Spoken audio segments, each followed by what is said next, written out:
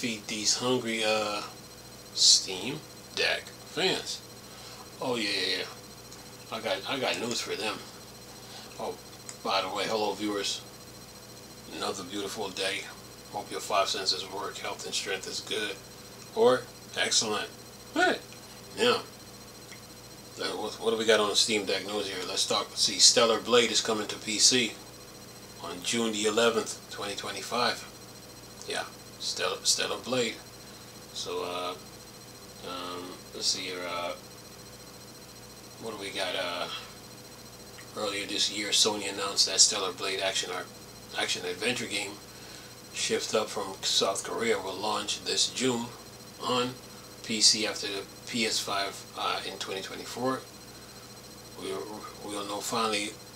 We finally know the exact date. The game will be available June 11, 2025. The information comes to light because PlayStation accidentally posted a trailer for the PC version of the game too early, revealing the release date. Although the trailer was quickly removed from PlayStation channel, many fans had seen it and shared it on platforms. And it says Stellar Blade will be released on PC June 11th with several upgrades, including DLSS 4 for better graphics, FSR 3, support for ultra-wide monitors, unlock frame rate. Additional PC versions will feature a boss battle, 25 new outfits. These updates will likely be available on the PS5 as well, similar to PC release of The Last of Us 2.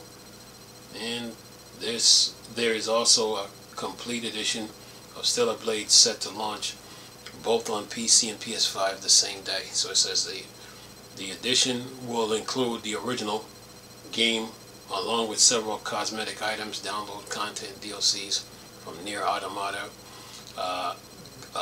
and Goddess of Victory, and other extra content.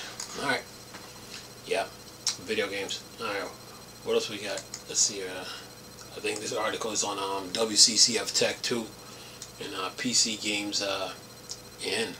Yeah, they have an article on this, so yeah. Alright, what else we have here on the gaming news?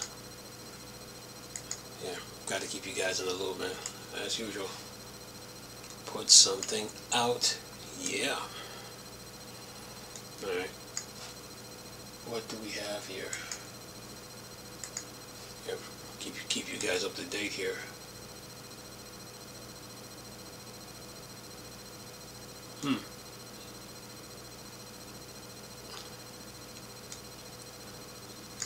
We'll keep you in the loop. Let's see what else we got here. Keep moving. Alright, news, okay. Okay, we already did that already. Took care of that already. Anything else on the gaming news? Gotta keep you guys in the loop. Okay. What else we got? Okay, we talked about, did a video for Fedora already. Did that. That's already taken care of. Anything else? Anything else? Anything else on the gaming news? Yeah, gotta keep you guys in the loop though. Alright, let's see what game developer got. Let's see if they got something. Oh, here's something. Talking about unionization. Listen to this. Overwatch developer from nearly 200-person union at Blizzard Entertainment last Friday, Communication Workers of America announced all developers on Overwatch series vote to unionize. This is the second wide development union formed at Blizzard. It says another group of developers has unionized at Blizzard Entertainment on Friday, May 9th, 2025. The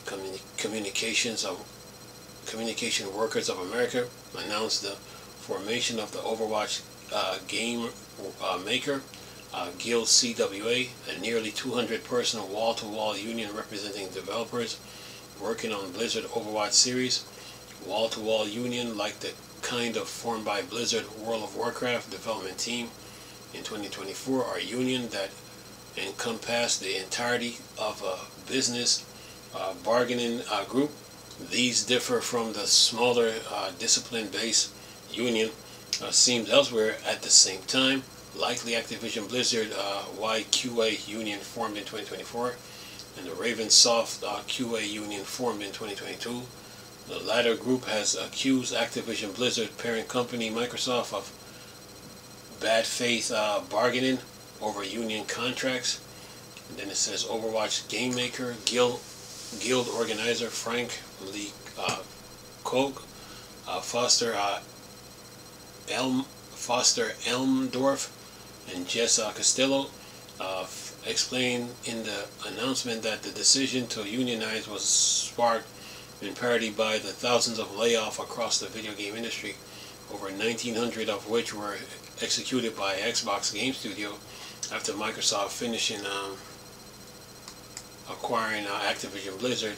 The mass layoffs in the video game industry and at my own studio became one of the first reasons I started to learn about how to organize to create a healthier workplace for everyone, said Lee Koch, adding that the World of Warcraft union drive proved empowering to him and the organized committee. Yeah, job security, man. All right, what else we got here?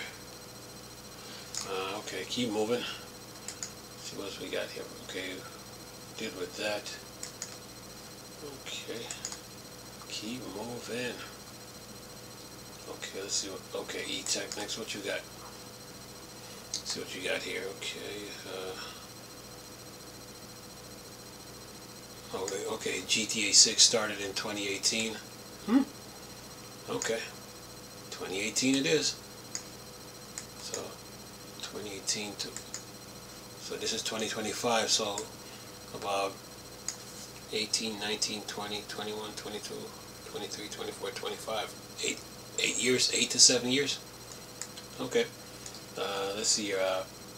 David O'Reilly, a specialist in environment design who previously worked on Rockstar Game, revealed in a recent video on his YouTube channel that the development of GTA 6 might have taken less time than many people think.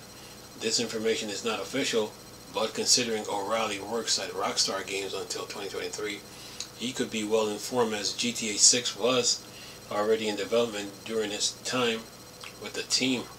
And then it says, it seems that the game reached a high level of quality. The last 2 years of development have shown major improvement, especially in technology, as seen in the recent GTA 6 trailer, which highlight these advancements. O'Reilly claimed that the full development of GTA 6 only started in 2018, about 7 years ago. While that's still a long time, it's not as long as expected for such a big game, especially when you consider the previous GTA 5 released in 2013. During this time, Rockstar Games also focused on Red Dead Redemption 2, which delayed the start of GTA 6. O'Reilly worked on Red Dead Redemption 2 before moving to GTA 6.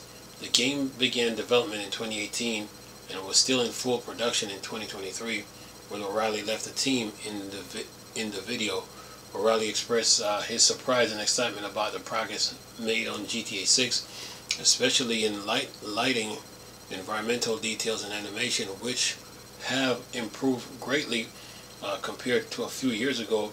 This is all very promising, especially since Rockstar still has a year left to finish the game, with the release date set for May 26, 2026. Yeah, Rockstar.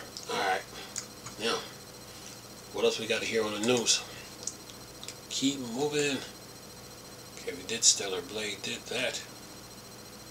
Okay, what's this?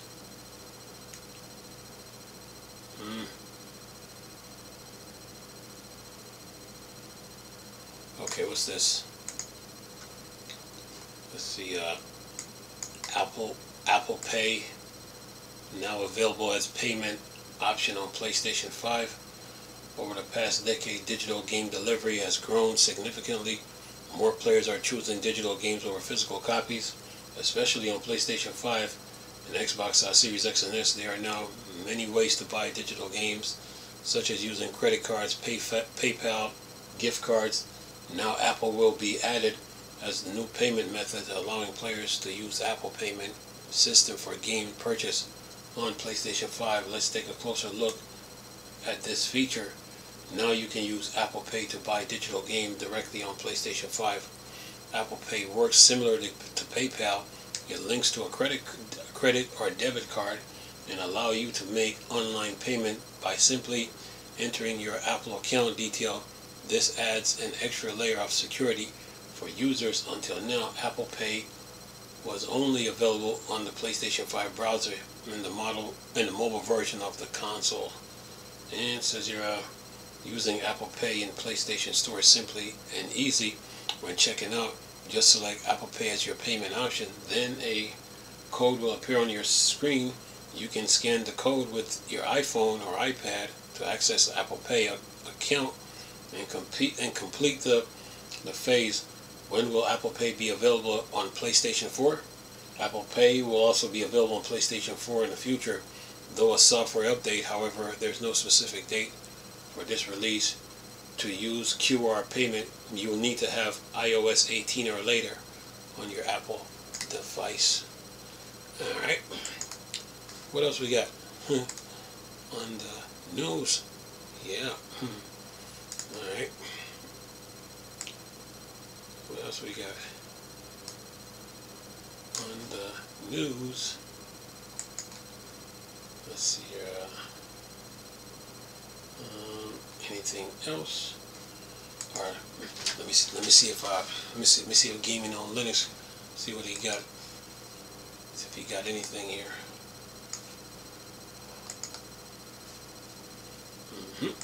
Going across the globe.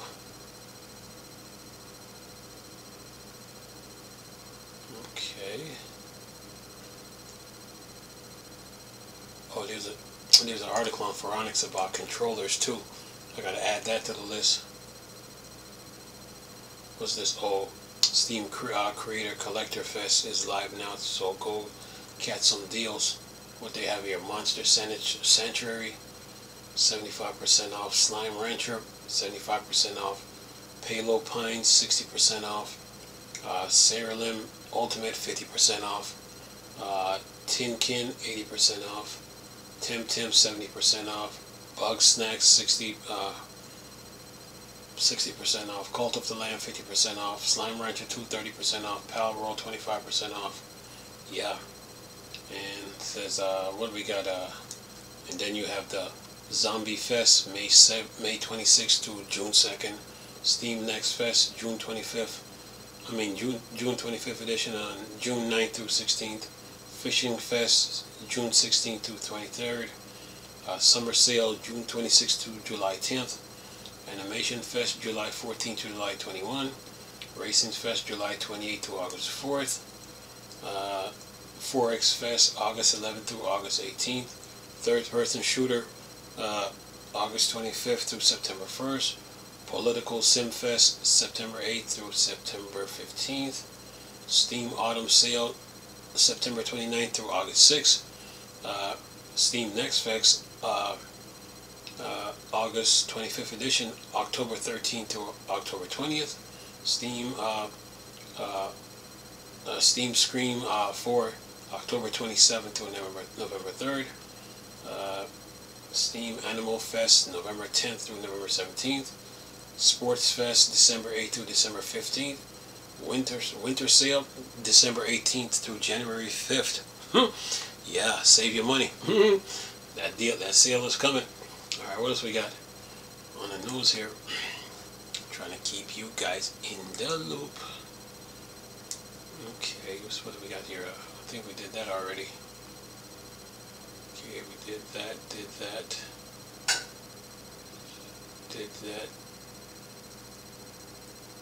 Let's see here. This is a Team Fortress 2 mod coming to Steam. What they say here, Open Fortress is a full custom mod that builds on Team Fortress 2 world famous gunplay to create smooth, stylish experience inspired by old FPS games. The Open Fortress experience is lovingly handcrafted to ensure the best possible vibes, remaining true to the essence of Team Fortress 2 mid-century aesthetics while taking earnest inspiration from the 70s action flicks, featuring new maps, new guns, an original soundtrack inspired by funky tunes of the era. Set several years after Gravel Wars, Open Fortress envisions a new age in the Team Fortress universe. In the futuristic world of 1979, the heart of mercenaries gunfight has shifted from concert wars in the Badlands of New Mexico to a worldwide free-for-all battle it out on a level playing field to seize weapons, power up, and place on the podium from your foes. Okay, it says here the Alpha series is available via their website. Okay, official link, Steam, Open Fortress.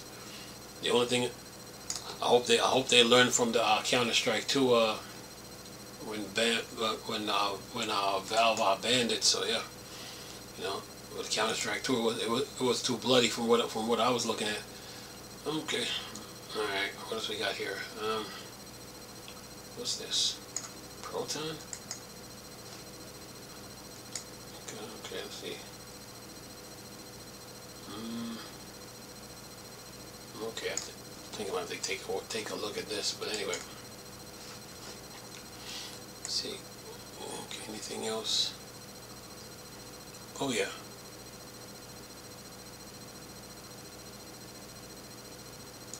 Let me see. Keep moving here. Yeah, video games. All right. Now, whoops. Let's see what Tweaktown came up with on the gaming news here. Oh yeah, gotta keep you guys in the loop, man. Video games. So when I get up in the mornings, I can unload this right away. Well, they say Nintendo is allowed to break your Switch if it catches you modding it. Man. Alright, whatever. Here. Break the Switch, huh?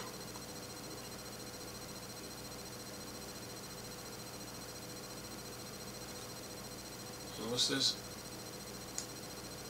Oh, okay. Let me get this. Tony Hawk. What's this? Tony Hawk has aspiration for an Underground remaster, but it's up to Activision. Alright. Let's see. With Pro Skater 3 and 4 remaster taking priority, Tony Hawk still hope to bring Underground back to life with a potential. Get out of there. Potential remaster. Says here, Tony Hawk Pro Skater 3 and 4 has been making headlines with band Margarita confirmed to be returning after a campaign led by Hawk himself. However, that's not the only project Hawk has in mind, with reports suggesting he also is pushing for a remaster of Tony Hawk Underground series. And then he says, in addition, discussion with Screen Rant, Hawk was asked about his hopes for a Thug remaster. I have always have aspiration, Hawk said. It's not up to me generally. I'll campaign all I can, but I'm working with a much bigger company that's a lot smarter than me. We asked about talks surrounding an Underground remaster. He clarified that the main focus is on the upcoming Tony Hawk's Pro Skater 3+4. Yeah, we haven't seen the release. We haven't even released this game, he said. When asked about the discussion surrounding Underground, Tony Hawk Underground released in 2003 with a significant departure from the predecessor, introducing a more story-driven experience, open-world mechanics, and allow players to explore on foot, with vehicles changing the gameplay formula in a major way. And then it says, originally Thug, which holds a solid 90 on Metacritic, also get the stage for sequels like Tony Hawk's Underground 2 and Tony Hawk American Wasteland, each building on the foundation laid by Underground. A potential Thug remaster would face challenges, particularly with expanded scope. For example, The complexity of updating the storytelling, motion capture, animation, along with securing the rights to the game's extensive cast of characters. Whether the project comes to fruition remains to be seen, but Hawk interest in Thug Remaster is clear, even if the decision isn't his to make. Well, the game got a user base, so hey, I mean, might as well go ahead and remaster it. Can't keep it in purgatory forever. Just saying. Okay, let's see what else we got. Anything on the gaming? What's this? It's on May 13th. What's this? Star Wars Battlefront 2 sees brief resurgence with most players since 2021. What are we talking here? Let's see. What's the player count? It says here, amidst the buzz from the May 4th Andor season Star Wars 3 Revenge of the Sith returning to theaters, there's been a brief uptick in player count for EA's Battlefront 2. It says Star Wars Battlefront 2, widely remembered for its controversial launch, has reattached a small core of players to the title as of May 11. The game peaked at 5,942 players on SteamDB, the highest on the PC since January 21st, when the Celebration Edition of the game was released to online storefronts with 10,849. Battlefront 2 received its last update 5 years ago with Battle of Scarif, which was added to the game in April 20th. The game was initially slated to operate on a live service model, but the game aggressive microtransaction and pride and accomplishment caused irreparable damage to the game reputation. Subsequent update and fixes these issues, adding a revamped progression system, new heroes, and game modes. However, the game operates on a skeleton crew for the reminders of its lifespan, with EA and DICE shifting its attention to what will become Battlefield 2042. However, even 8 years after its launch, Battlefront 2 is still one of the most beautiful looking and sounding Star Wars games to date. Although the disastrous launch, public opinions, and the eventual likelihood of a sequel, what remains is a glimpse of what could have been among the best Star Wars games of all time. Yeah, it says here, with the current uptake players, there's no better time than now for eager players to revisit the title. However, noting that the game has experienced a rampant issue with hackers, with malicious players are rendering certain lobbies non-functional, says modders do have solutions in the work, with the Kyber version 2 project aiming to add dedicated server mods and proximity chats, in addition to the staggering cast of 22 new heroes, 30 ground troopers, 66 weapons, and over 90 new skins. And then to learn more about the Kyber version 2, check out the full article. Alright, Battlefront 2. Alright. had to put that in there. Let's see, what's this? What's this? What's this? Ori Studio says it might not be around in a few months due to review bombing. Really? Now what? Oh man. Let's see what they're talking about here. Yeah, I gotta put this news out when I'm done with this too. Ori Studio says it might not be around in a few months due to review bombing. Moon Studio, the team behind the critical acclaimed Ori series, is currently facing financial challenge due to declined sales and negative reviews. So in other words, they should have stayed with Microsoft, huh?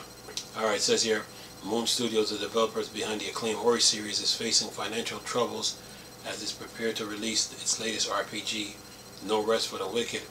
It says an outline in recent forum posts, Moon Studios have been struggling to cover development costs due to a negative review affecting sales studios ahead.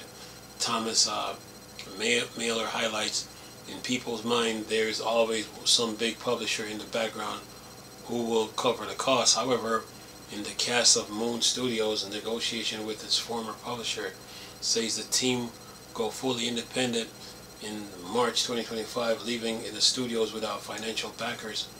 And then it says, No Rest for the Wicked launched in early access on April 19th. The game accumulated just under 15,000 reviews with a 69% positive rating in its first week. Many players praised the game's art style and cinematic presentation, but criticism mounted due to the game's needless difficulty, performance issue, and general frustration around the experience. As it stands, No Rest for the Wicked holds a 74% mostly positive rating on Steam across a simple 34,000 user. And then it says in the recent comments, Mailer went on to highlight the team's reliance on positive reviews starting. It's entirely possible that we won't be around in a couple of months simply because we've got review bombed, which led to people not buying the game. In case of No Rest for the Wicked, there does seems to be a malicious intent behind the game negative reviews. However, a game, particularly independently published title, really so heavily on word of mouth, Mailer cautioned that if you want to see us actually finish Wicked, it's detrimental that we get reviews scored back up. Yeah, sometimes people can be negative, man, when it comes to when it comes to reviews, man. That's what I said weeks ago. Like when it came to games like Anthem, The Avengers, what's that? Suicide Squad. You know, those games could be updated, man. You know, those games could be updated. It's not like the game is done. It's just that you got people with these negative comments. What else we got here?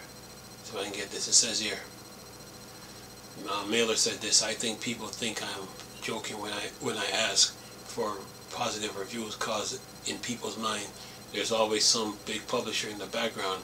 Folks, if you're writing here and you're enjoying Wicked and are excited for future updates but haven't left a positive review, it's entirely positive that we won't be around in a couple of months to do anything any more, simply because we got review bombed, which leads to people not buying the game, which means we're not making any money and we'll have to shut down. I wouldn't ask if your business would be dependent on it. I also never write reviews on anything, but if you want to see us actually finish Wicked, it's detrimental that we get review scores back up. Yeah. Games that you know, I mean, those, you know, games that you know, Concord, you know, those games need updates, man. But when people be signing off on games, they be trying to act like the game can't be fixed or the game can't be updated. This is why I said don't follow the crowd, man. When it comes to, this is why I stood by the statement. I don't follow the crowd when it comes to this gaming stuff, man. Yeah. What's the other one here? Other piece of news here. Okay, Kingdom Come Deliverance. Okay, what's this? Kingdom Come Deliverance Get Pack May 15th update. First major DLC, horse racing and more. And do they got a YouTube video on this? What they say here, what they got here. So they're getting Kingdom Come. Okay. It's been since Kingdom Come Deliverance 2. Last major content upgrade, hardcore mode, arrived on April 13th. The team at Warhorse Studio has been cooking up something big, and we confirmed that the game's first DLC, Brushes with Death, will launch on May 15th. And what do we got here? It says here, shared on X, the new DLC starts when Harry encounters a mysterious painter tied up in the woods. From there, the story unravels, centered around a skull, a secret, and a painter. It says Warhorse Studio has been tight-lipped about the story in their Brushes with Death, leaving us only with a summary of how the stories begin. The DLC bound to contain twists and turns in this game's first major story expansion. It follows several updates in March and April, including Barber Mode and Hardcore Mode, which were released as free DLC. The remaining Road, which includes Brushes with Death, the Legacy of Forge DLC, New Force Focus, unpaid expansions. However, Brushes with Death doesn't mark the end of the free content, with horse racing officially arriving in the update as new repeatable activity. Players can jump into the wage horse races throughout the game, competing for fastest speed or even the most accurate shot. Horse mounted archery is also a new feature addition in the patch. Then it says, what do we got here? Brushes with Death will also introduce a new mechanic, shield painting, which allow players to personalize Henry's shield with different combination of colors, pattern, borders, and symbols. The features also ties to story progression, as certain symbols are only unlockable by completing quests throughout the world. Brushes with Death also be available at the point in the game, making it an ideal entry point of both new returning players when updating goes live May 15th. And it says Kingdom Come Deliverance is also on sale for the first time, with PC players able to purchase the game 15% off at Steam. Yeah, video game folks, got you covered, man. Don't worry about it. Let's see, what's this? Okay, anything else?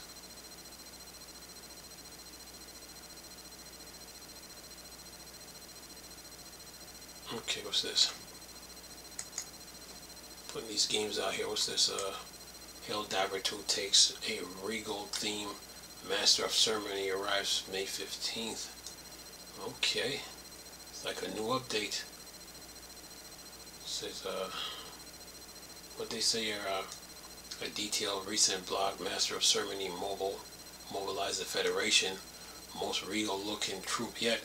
The content pack. This has a distinctly royal theme, from the musket style R2 amendment to the elegant CQC sabre. As a part of the premium pack, players can access the parade commander and honorary guard armor set, which draw inspiration from old school military uniform. The bundle also comes with its own straight gem booster, unique throwables, and of course a stylish cape to match.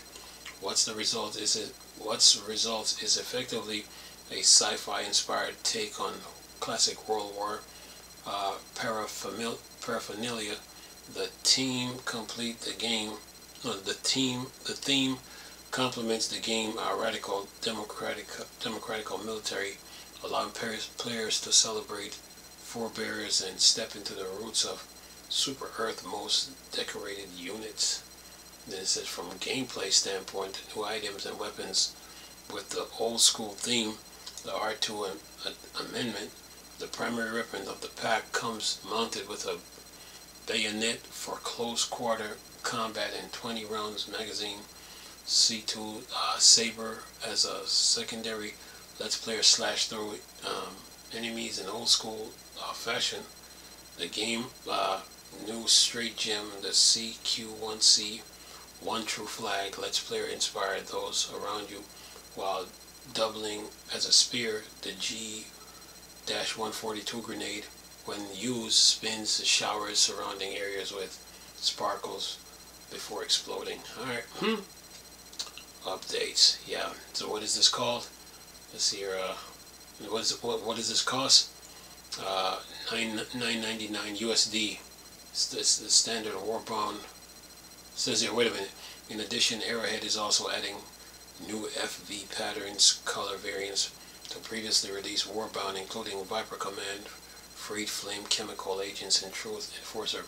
The standard price for Warbound 1,000 super credits, which can be purchased for $9.99 USD or earned by progressing in game. Master of Ceremony, along with a new FRV pattern, will be made available in Helldiver on May 15th.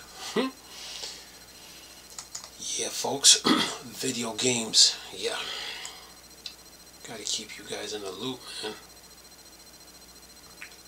What's this one? Star Wars: The Old Republic Dynamic World is arriving in late May, early June. All right. What time is it right now? Anyway, gotta keep moving. What do we got here? Says here,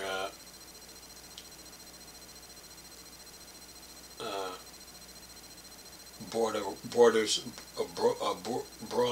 words has made Star Wars the Old Republic Dynamic World update available testing, and is expecting to arrive in late May, early June.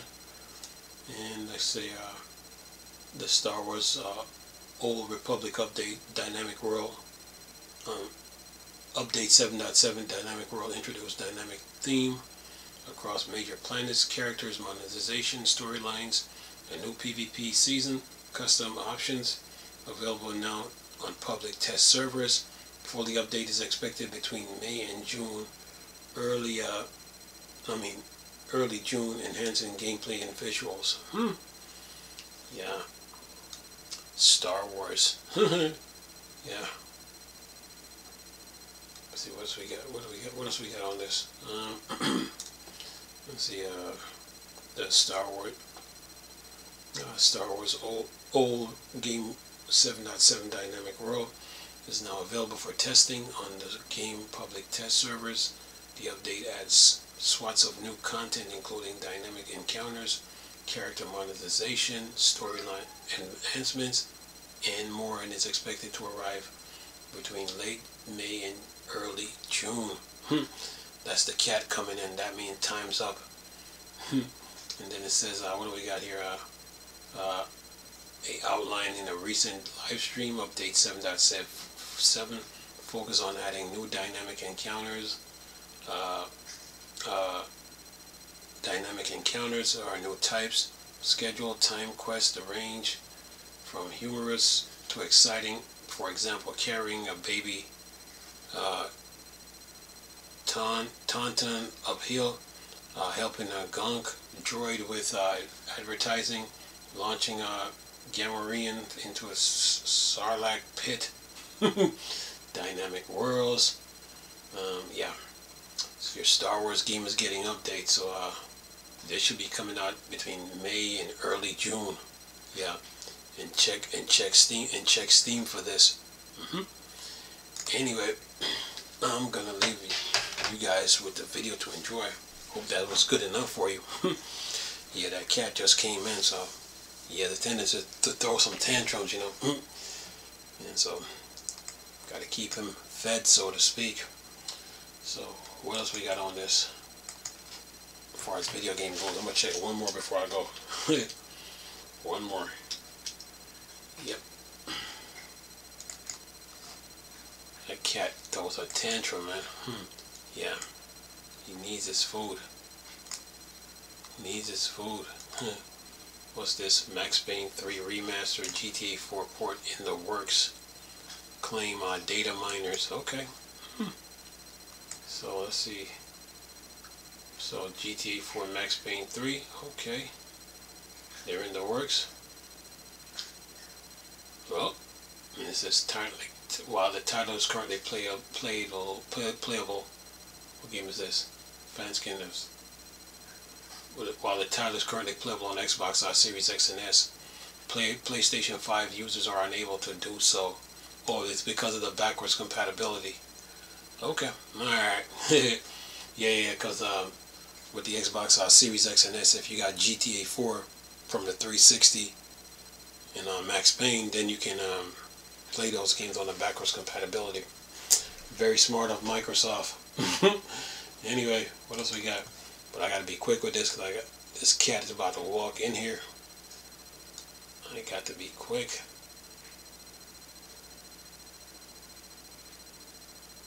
Oh man, they continue to blame. Let's see here. Warner Brothers continue to blame Suicide Squad for poor revenues 1 year later. Come on, Warner Brothers, what? Grow up. You can't keep doing that. What they say? I'm gonna have to tackle this tomorrow. I'm gonna tackle this come tomorrow. So yeah, yeah. Put that in another Steam Deck news. You know, yeah. They're blaming Suicide Squad. You can't. I'm gonna tackle this in a single video.